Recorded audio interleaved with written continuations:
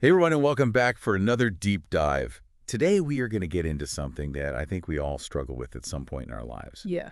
and that is toxic relationships. hmm Why are they so hard to leave?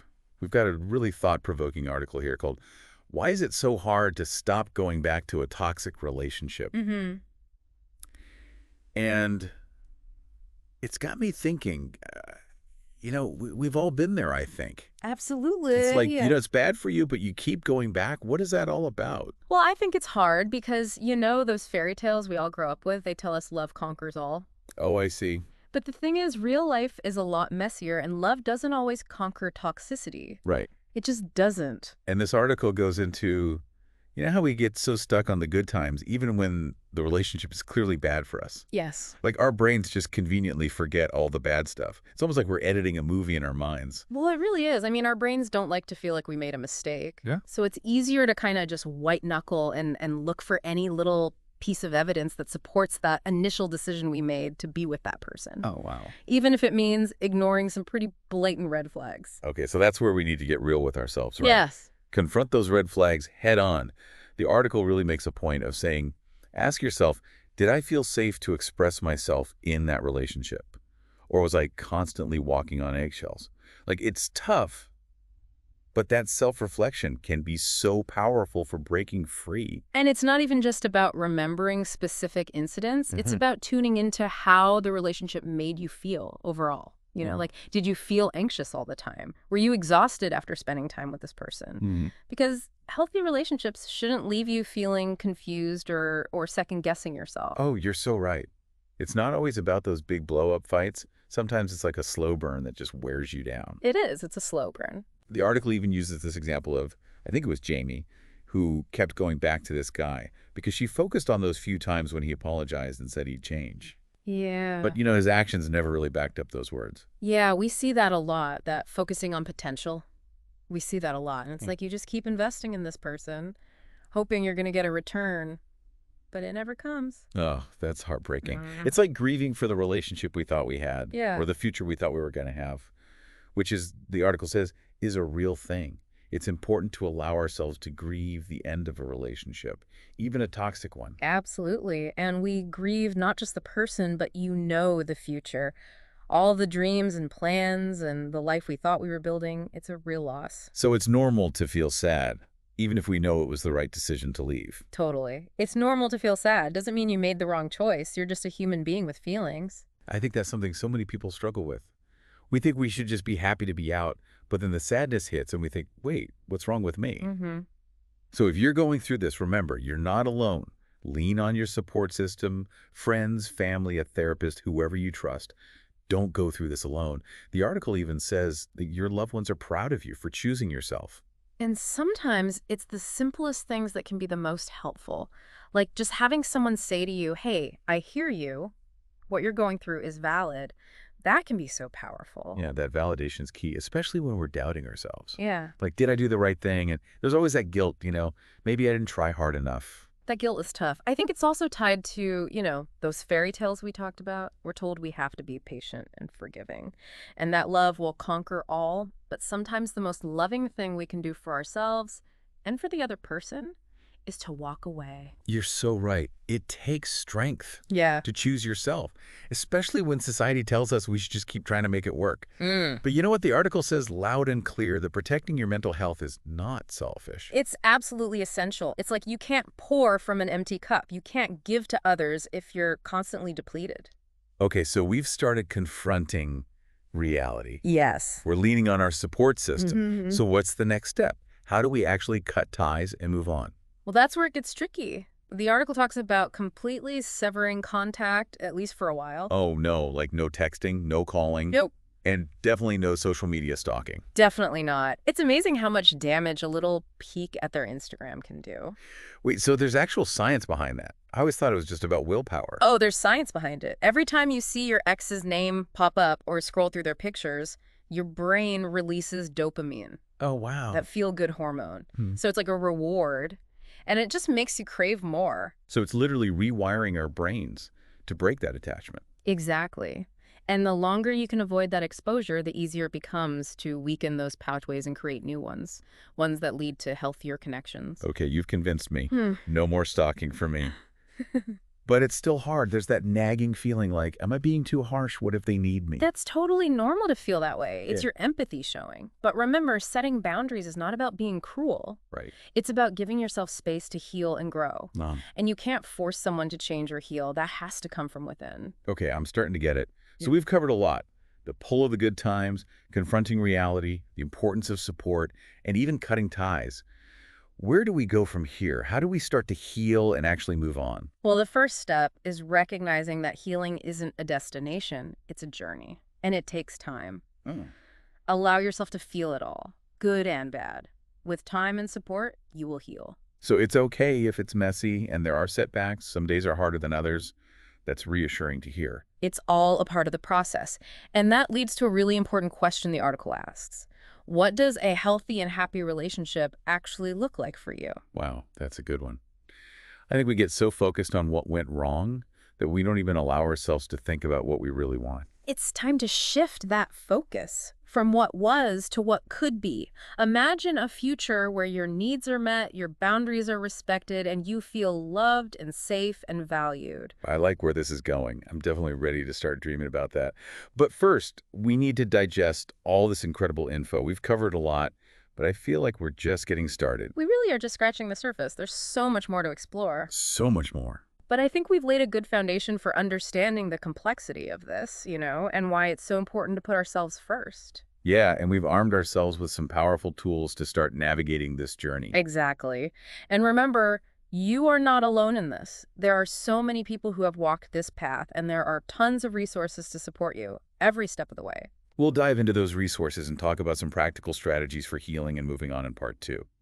But for now, just let all of this sink in. Let it sink in. Maybe journal about how it relates to your own experiences. That's a great idea. And remember, you deserve a love that lights you up, not one that burns you out. Choose yourself. Always. Always. We'll see you back here for part 2 of this deep dive. So we talked about, envisioning what that healthy relationship could look like, but how do you actually break free from the pull of a toxic one? I mean, it can feel almost impossible. Right. It's like, in your head it's over. But there's this invisible force field holding you back. Like your heart hasn't gotten the memo yet. Exactly. And that's where the work comes in, right? We have to bridge that gap between what we know logically and what we're feeling emotionally. And a big part of that is understanding the stages of grief. Grief. But we're talking about breaking up with someone. Even if it was toxic, is that really grief? Yeah, it is. Even when it's a toxic relationship, a breakup is still a loss. And we go through those same stages. Okay, so you're talking about like denial, anger, bargaining, depression, and all that. Exactly. But how do those play out specifically in the context of leaving a toxic relationship? Well, think about denial. It might be minimizing the bad stuff, Yep. only focusing on the good times, or making excuses for their behavior. That's that little voice in your head saying, oh, it wasn't that bad. Or they'll change. And then anger kicks in when we finally start to face reality. Right. We might feel angry at them for hurting us, angry at ourselves for staying. Heck, sometimes even angry at the world. It's true. You can get angry at the world. Like, why does everyone else seem to have it so easy? And then comes bargaining. Oh, yeah, bargaining. That's where we try to regain control. We think things like, maybe if I change, they'll come back. Oh, like making deals. Yes, like you're trying to bargain your way out of the pain. And when that inevitably fails, then comes the depression. That's when it hits you. The sadness, the loneliness. It can be really intense. This is where that support system is so important, right? Yeah. Having people to listen, to remind us we're not alone. It's crucial. Talking to friends, family, a therapist. Don't isolate yourself. Just saying those feelings out loud can help. The article also talks about self-care. Like, it's easy to neglect ourselves when we're hurting, It's true. but we need to nurture ourselves, our physical, emotional, even spiritual needs. It's true. Think of it like recovering from an injury. You wouldn't just ignore a wound and expect it to heal on its own. So what are some practical tips for self-care during this time? Like, what can people actually do? Well, everyone's different, but some basics are getting enough sleep, eating healthy foods, moving your body, being in nature. Find things that bring you joy and make them a part of your routine. It's almost like building a toolkit for healing. That's a great way to put it. And remember, there's no right or wrong way to grieve. Some people need more time alone, others need to be around people. Listen to your own needs. And eventually, we reach acceptance. It doesn't mean we condone what happened, but we've made peace with it. Right. We can finally look back without all that anger and sadness.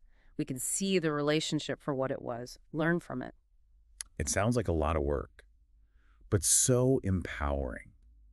To go from feeling trapped to reclaiming your power. It's a journey of transformation. So we've talked about support and self-care. Are there other resources that might be helpful? Oh, absolutely. There are support groups specifically for survivors of toxic relationships, online forums, tons of books and podcasts, even therapy, of course. It's amazing how much more awareness there is around this topic now. It's not something we have to suffer through in silence anymore. Not at all.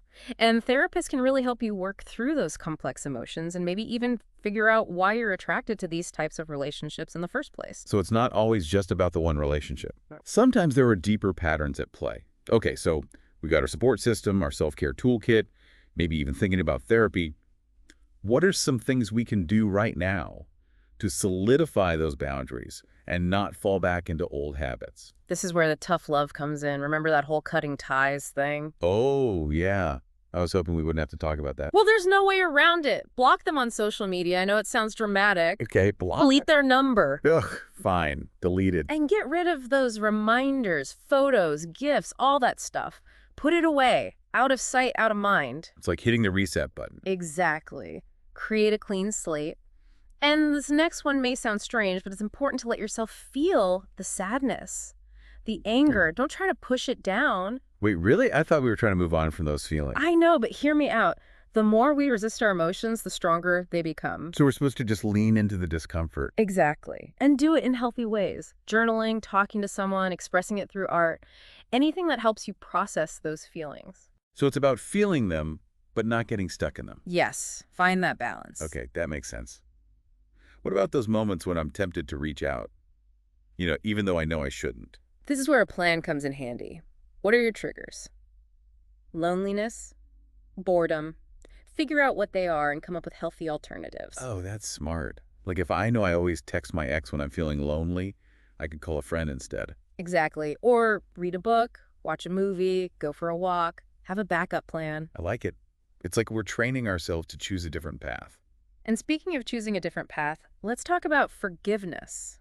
Forgiving them and forgiving ourselves. Oof, that's a tough one. Sometimes it feels impossible. I know, and forgiveness doesn't mean condoning what they did. It's about letting go of that anger and resentment. Not for them, but for you. So it's about freeing ourselves. Yes, it's a gift you give to yourself. That sounds amazing, but how do we actually do it? It's one thing to say forgive, but to actually feel it is a whole different thing. You're right, it's a process. Therapy can be really helpful here. It takes time. I imagine there are different ways to approach forgiveness, too. Oh, absolutely.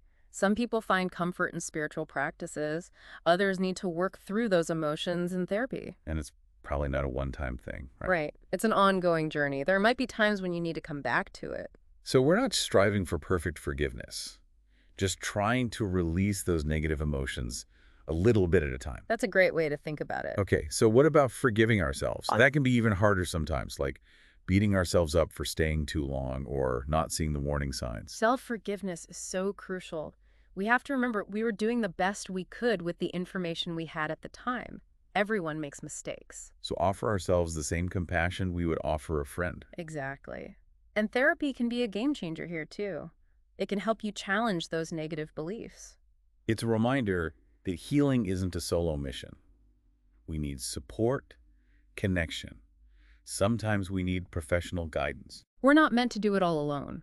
And the more we can open ourselves to support, the more likely we are to heal. We've covered so much already, but I'm excited to hear what else the article has to say. What's next in this journey? Well, the article starts to shift gears from the past to the future. Okay. It's about taking all the lessons we've learned and using them to create a brighter future, not just in relationships, but in all areas of life. Okay, so we're back, and I'm feeling pretty energized after all that. We've talked about leaving a toxic relationship and healing and figuring out what we really want. But now comes the scary part. What about dating again? Like, after all that, putting yourself out there can feel terrifying. Oh, absolutely. It's completely understandable to feel hesitant. I mean, after a toxic experience, it's natural to be a little wary of opening yourself up to love again. It's like you want to find that healthy connection, but what if it happens again? Right. You know? That fear is totally valid. But here's the thing. By going through this process, by confronting the past and getting clear on your boundaries, you're already in a much better place. So we're not just looking for a new partner. Right. We're becoming a new person, Uh-huh. a stronger version of ourselves, less likely to fall into those same traps. You got it. It's like upgrading your relationship software, you know? You've got better protection against those viruses now. I love that. Okay, so let's say you're feeling ready to try again. What advice does the article give for navigating this new world of dating? Well, the first thing is to take it slow. There's no need to rush.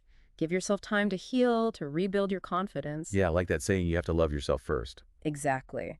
And that means knowing your worth, setting boundaries, making choices that align with your values. So basically, become your own best friend. I can get behind that. And I bet that confidence makes you even more attractive to the right people. It totally does. And speaking of attracting the right people, the article talks a lot about recognizing red flags. Oh, those pesky red flags. The ones we sometimes ignore because we're so excited about someone new. How can we get better at spotting them? Well, one big one is a lack of respect for boundaries. Does this person listen when you say no? Do they push your limits? That's a huge warning sign. Yeah, it's like they're testing you to see how much they can get away with. Exactly. Another one is inconsistent behavior. Do their words match their actions? Do they keep their promises? If not, that's a problem. It's like we were saying before, right? Potential doesn't mean anything without consistent action. We need someone who shows up, who's reliable. Absolutely.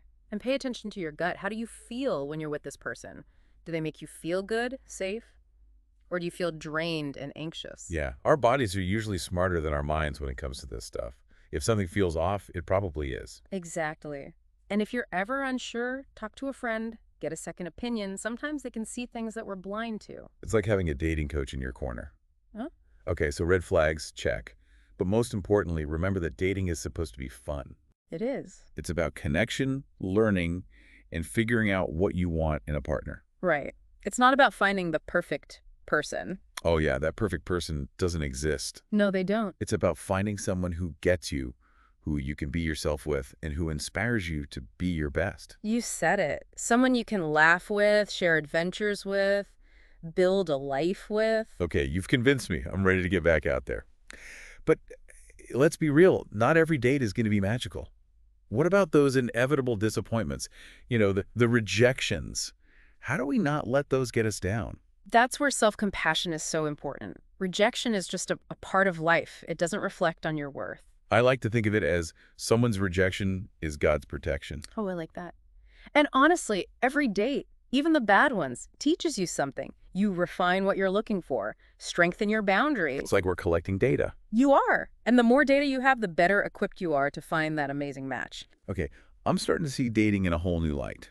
It's not about being desperate. It's about being open and showing up as your true self, trusting that the right person will come along. Exactly. And remember, the most important relationship you'll ever have is the one you have with yourself. So true. So we're not just looking for love, we're cultivating it within ourselves first. You got it. And that's a journey. There will be ups and downs, but as long as you keep learning and growing, you're on the right track. Well, as we wrap up this deep dive, what's the one thing you want our listeners to remember? You are worthy of love. You are capable of healing. And you have the power to create a future filled with joy and genuine connection. And never underestimate the power of support, self-care, and forgiveness. Never. So go out there, embrace the journey, and create a love story that truly honors your worth. Thank you so much for being here. This has been an amazing conversation. It has. Thanks for having me. And to everyone listening, we hope you found this helpful and empowering. We do. Until next time, keep choosing yourself and keep believing in the power of love.